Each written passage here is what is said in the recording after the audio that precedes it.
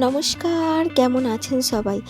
আমি ঋতুপর্ণা আর ঋতুপর্ণা সংসারের তরফ থেকে আপনাদের অনেক অনেক স্বাগত জানাই। তো বন্ধুরা, আজকে একটা নতুন ব্লগ নিয়ে চলে এসেছি। আর আজ হচ্ছে শুক্রবার আর সময় হচ্ছে সকাল 7টা। আশা করছি আপনাদের ব্লগটি ভালো লাগবে। তো কালকে এই যে এতগুলো জামা কাপড় ছিল, তো কালকে রাত্রে সব গোছানো হয়নি। রাত্রের দিকে গোছানো হলে সকালে একটু কাজ কম হয়, কিন্তু কালকে গোছানো হয়নি, কারেন্টের একটু প্রবলেম হচ্ছিল। সেই জন্য আজকে সকালেই গুছিয়ে নিচ্ছি। আর কি বলো তো, ছোট ঘর আমার, আর যদি গোছানো টোছানো না থাকে একেবারেই দেখতে ভালো লাগে না।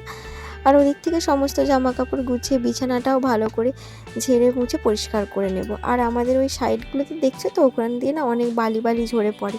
না যদি ভালো করে গোছাই না, না ঝাড়লে একদমই শোয়া যায় না। আর ওই দিক থেকে সমস্ত বিছনা টিছনা গুছিয়ে ঝাঁট দিয়ে পরিষ্কার করে নিয়েছি। তারপরে এখন ওপরে চলে এসেছি। ওপরে এসে আমি এখন সার্ফতে জামা কাপড়গুলো ভিজিয়ে দেবো। আর কালকে রাত্রে ওই যে কারেন্টের প্রবলেম হচ্ছিল বলছিলাম, বাইরে হচ্ছিল না বৃষ্টি হলেই যেহেতু কারেন্ট চলে যায়, সেই জন্য আর সমস্ত কাজবাজ কিছু করা হয় না।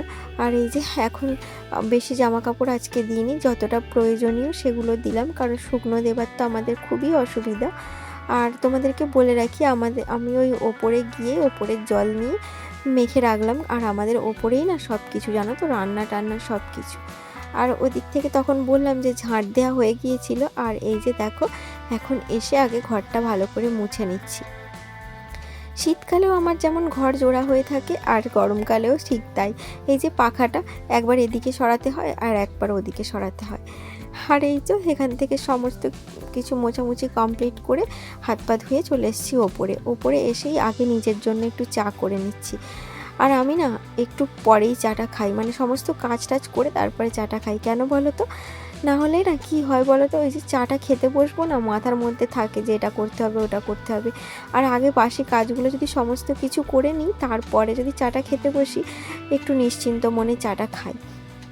আর যদি ছেলেরা স্কুলে যায়, ওদেরকে আগে স্কুলে পাঠিয়ে দিয়ে চা খাই। যেহেতু আজকে স্কুলে যাবে না, সেই জন্য আমি আগে চাটা খেয়ে নিচ্ছি ওদিকের কাজ কমপ্লিট করে এসে।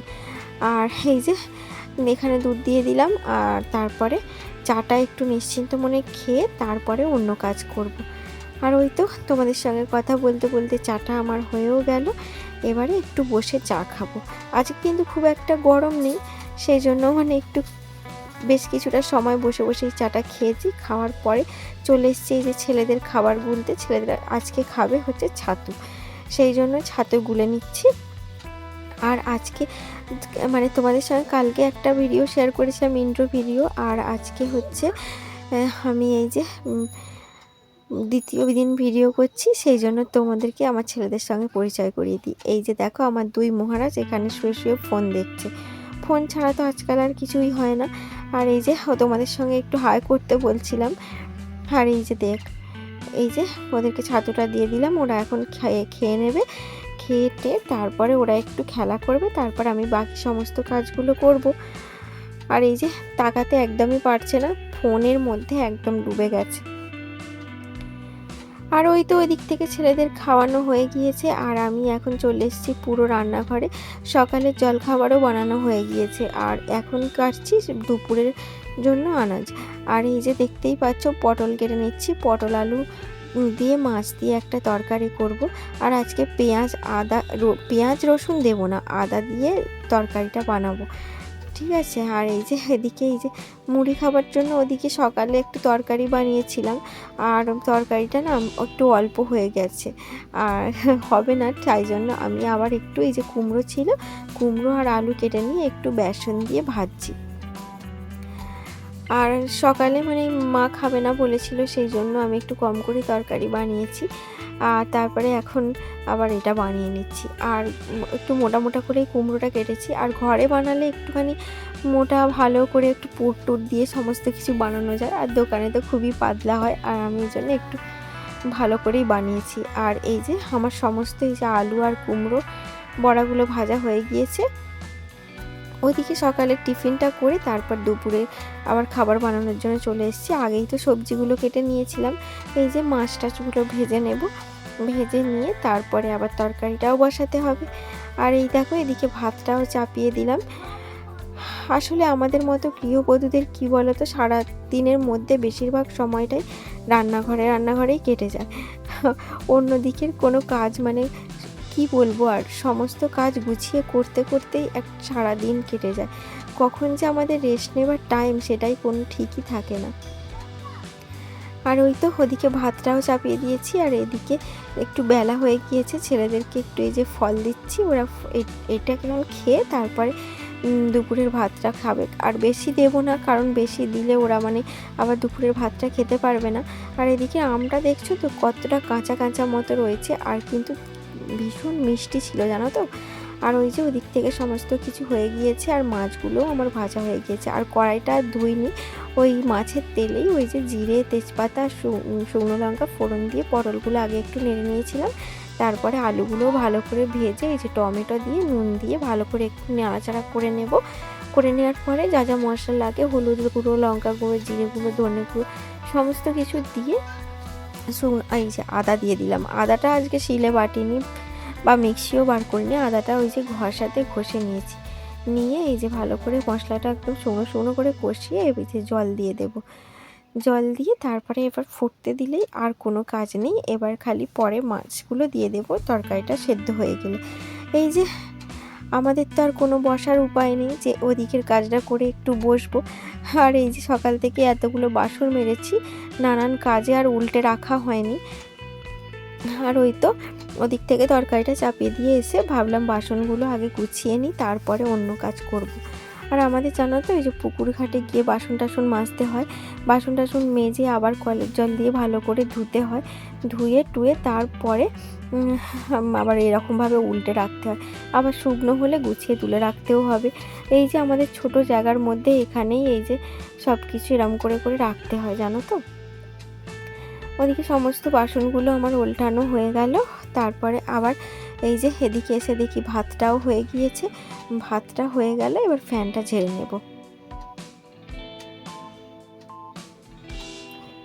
এদিকে ফ্যান ঝাড়িয়ে দিয়ে একটু ঘরে চলে এসেছিলাম যে দেখতে ছেলেরা কি করছে। আর এই যে দেখো ছেলেরা এখন খেলা করছে। এই যে একা হাতে সমস্ত কিছু সামলে, ছেলেদেরকে সামলে। আর যে আমার শাশুড়ি মাও আছেন, কিন্তু মানে উনি অতটা সংসারের দিকে কিছু করে না। আর এই যে উনি আমার ছেলেদেরকেই বেশি দেখাশোনা করে, মানে ছেলেদেরকে নিয়ে একটু ঘুরে বেড়ায়, সব কিছু করে। আর এটাই কে করে বলো, যে ছেলেদেরকে দেখলে তো মায়েদের অনেকই সুবিধা হয়, অনেক কাজ কমে যায়।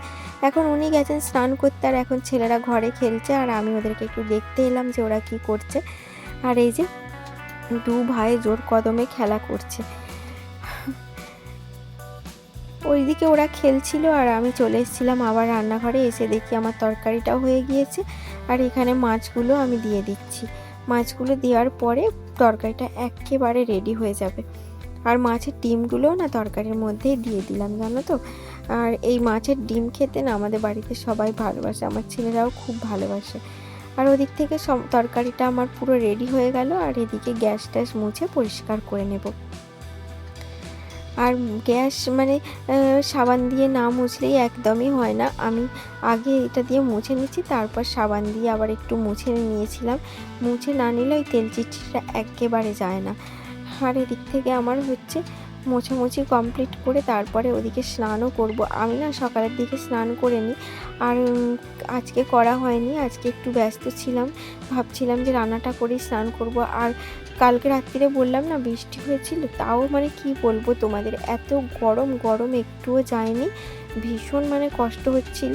সেই জন্য আর সকালবেলার দিকে স্নান টান করিনি, যেহেতু দুপুরবেলা আবার তাহলে সেই জামা টামা ছাড়তে হতো, সেই জন্য। তো বন্ধুরা, ভিডিওটা আর বেশি বড় করছি না, তোমাদের কেমন লাগলো তোমরা অবশ্যই কমেন্ট করে জানাতে ভুলো না। আর তোমরা সবাই ভালো থেকো, সুস্থ থেকো, সাবধানে থেকো, প্লিজ একটু সাপোর্ট করো, সবাই পাশে থেকো। আর কি বলবো তোমাদেরকে, তোমাদের ভালোবাসা ছাড়া তো কোনো মতেই এগোনো সম্ভব নয়। যদি তোমাদের খারাপ লাগে সেটাও আমাকে জানিও, যদি ভালো লাগে সেটাও জানিও। দেখা হচ্ছে পরের ভিডিওতে। সবাইকে